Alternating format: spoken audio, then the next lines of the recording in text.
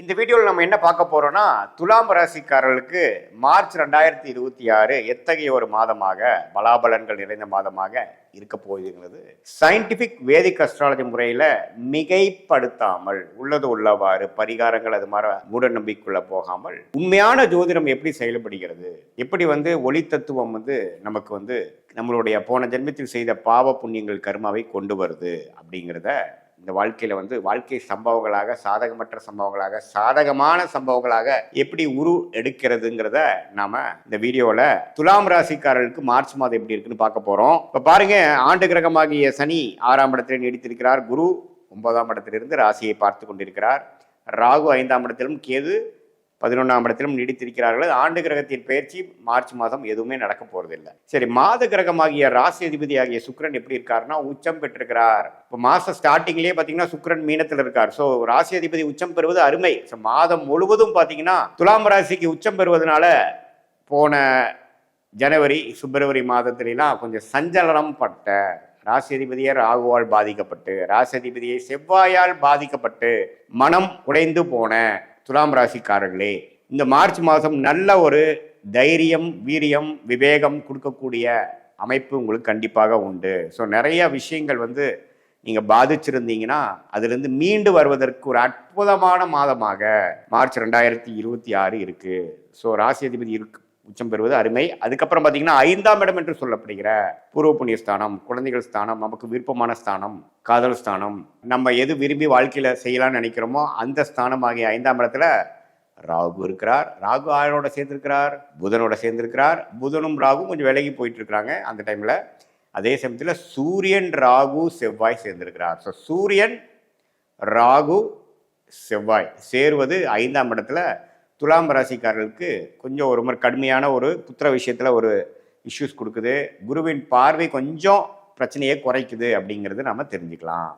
சரி, இது மாதிரி ஃபெர்டிலிட்டி ட்ரீட்மெண்ட் பண்ணுறவங்க, குழந்தை பேர் எதிர்பார்க்குறவங்க துலாம் ராசிக்காரர்களாக இருக்கும் பொழுது, அது பெண்களாக இருந்தாலும் சரி, ஆண்களாக இருந்தாலும் சரி, பார்த்து கொஞ்சம் நீங்கள் ஆப்ரேஷன் பண்ணுறீங்க, அந்த ட்ரீட்மெண்ட் எடுக்கிறீங்க, IVF சொல்லுவாங்க, IUI சொல்லுவாங்க, அதெல்லாம் பண்ணும்பொழுது கொஞ்சம் இந்த மாதம் மார்ச் மாதம் கொஞ்சம் கேர்ஃபுல்லாக இருக்கணும். ஏன்னா 5ஆம் இடம்ங்கிற புத்திரஸ்தானத்தில் கோச்சாரத்தில் உங்களுக்கு என்ன தசாபுக்திகள் நடந்திருந்தாலும் ஓகே. ஆனால் 5ஆம் இடம் என்று சொல்லப்படுகிற புத்திரஸ்தானத்தில் ராகு, செவ்வாய், சூரியன் சேர்ந்திருக்கிறது சம்டைம்ஸ் நமக்கு அது கரு ஃபார்ம் ஆகுறதுல, குழந்தை விஷயத்தில், ஃபெர்டிலிட்டி விஷயத்தில், அது மாதிரி விஷயத்துலலாம் கொஞ்சம் சில இடர்பாடுகளை கொடுக்கக்கூடிய அமைப்புகள் உண்டு. அதனால் துலாம் ராசிக்காரர்கள் ஆகிய இளம் தம்பதியர்கள், குழந்தை பேர் எதிர்பார்க்குறவங்க அல்லது குழந்தைகளை பேணி கொண்டு இருக்கிறாங்க, நம்ம அவங்களுக்காக மெனக்கட்டு கொண்டு இருக்கிறவங்க, சின்ன வயசு குழந்தைகள் வச்சுருக்கிறவங்க, அவங்களெல்லாம் பார்த்திங்கன்னா கொஞ்சம் குழந்தைகளை கேர்ஃபுல்லாக பார்த்துக்கணும். உடல் உபாதைகள் வரலாம், அதிகம் அடிபடலாம், அவங்களுக்காக மெனக்கட வேண்டிய அவசியங்கள் கொடுக்கலாம். ஆனாலும் குரு ரொம்ப பயப்பட வேண்டியதில்லை. குருவின் பார்வை கொஞ்சம் அதை காப்பாற்றி ஒரு பெரிய பிரச்சனையில் கொஞ்சம் டிஸ்டர்பன்ஸ் வந்தது, ஆனால் சரியாயிருச்சு, சமாளிச்சுக்கிட்டோம் நாங்கள் அப்படிங்கிற அளவுக்கு கொடுக்கக்கூடிய அமைப்பு தான் துலாம் ராசிக்கு இருக்குது. குரு பார்வை மட்டும் இல்லைன்னா கொஞ்சம் ரிஸ்க் தான். ஸோ மற்றபடி எல்லாமே பரவாயில்லை. இப்போ மாதத்தின் செகண்ட் ஆஃப் மார்ச் 15, 16க்கு அப்புறம் சூரியன் பார்த்தீங்கன்னா இந்த ராகுலேருந்து விலகிறார்.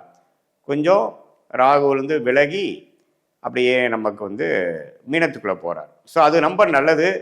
ஏன்னா ராகு விட்டு சூரியன் விலகிறது ஓரளவுக்கு நல்ல அமைப்பு. ஸோ மாதத்தின் முதல் 2 வாரம் தான் கேர்ஃபுல்லாக இருக்கணும். அதுக்கப்புறம் கொஞ்சம் தன்மைகள் குறையிறது.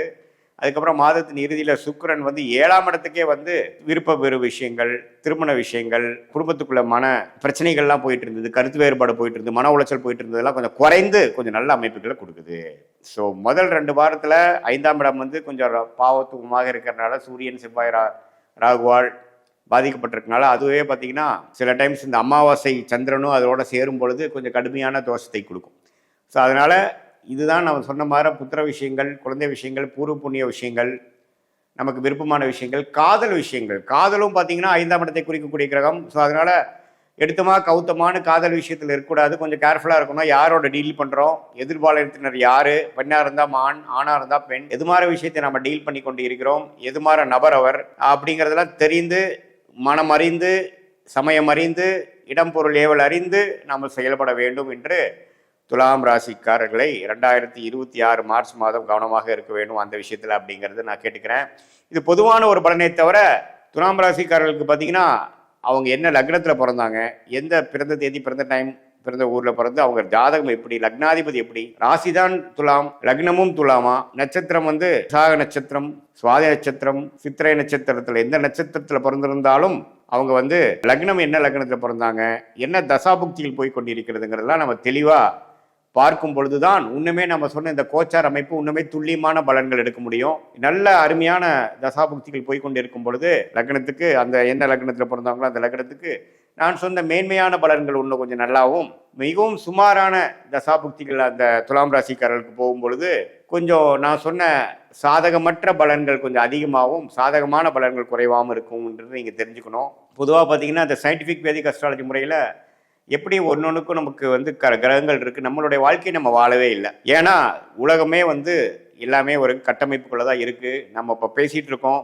என்னுடைய மூச்சு என்னோட கண்ட்ரோல் இல்லை, என்னுடைய ரத்த ஓட்டம் அதே ஒரு சக்தி செய்து கொண்டிருக்கிறது. அதே போல தான் நம்ம வாழ்க்கையும் பார்த்தீங்கன்னா கிரகனால் ஆளப்படுகிறது. அந்த கிரகம் ஏன் அப்படி இருக்குன்னா கர்மான்னு சொல்கிறாங்க, அது வேற சப்ஜெக்ட். ஆனால் அந்த கர்மா வந்து எப்படி செயல்படுதுங்கிறது நம்ம மிகைப்படுத்தாமல் அப்படி இப்படின்னு பயந்துக்காமல் என்ன உண்மையான டைரக்ஷனில் நம்ம கொண்டு போகுது, நம்ம எது மாதிரி டைரக்ஷனில் அலைன் ஆயிட்டோம்னா வாழ்க்கையில் எதிர் நீச்சல் போட தேவையில்லை, சமய விரயங்கள் செய்ய தேவையில்லை, பணம் சம்பாதித்து பணம் செலவு பண்ணக்கூடிய பண விரயங்கள் செய்ய வேண்டியதில்லை, வாழ்க்கை நிம்மதியாக பொறுமையாக கழிக்கலாம், நம்மளுடைய விதியை நாமல் தெரிந்து கொண்டே ஆனால் அப்படிங்கிற ஒரு அமைப்பை மட்டும் நம்ம ஃபாலோ பண்ணி சயின்டிபிக் வேதிக் அஸ்ட்ராலஜியில் எதையும் மிகைப்படுத்தாமல் உள்ளது உள்ளவாறு தெரிந்து நம்மளுடைய கர்மாவை நம்ம தெரிந்து நம்ம பிராப்தத்தை தெரிந்து அது மூலமாக செய்ய வேண்டிய காரியங்களை செய்ய வேண்டிய நேரத்தில் செய்து தக்க பலன்களை கிடைத்து அனுபவித்து அது மூலமாக வாழ்க்கையில் வந்து எளிதாக நம்மளுடைய பொட்டென்ஷியல் நம்மளுடைய தகுதி என்னவோ அந்த அளவுக்கு நம்ம மேலே வந்து வாழ்க்கையில ஜெயித்து வெற்றி பெற்று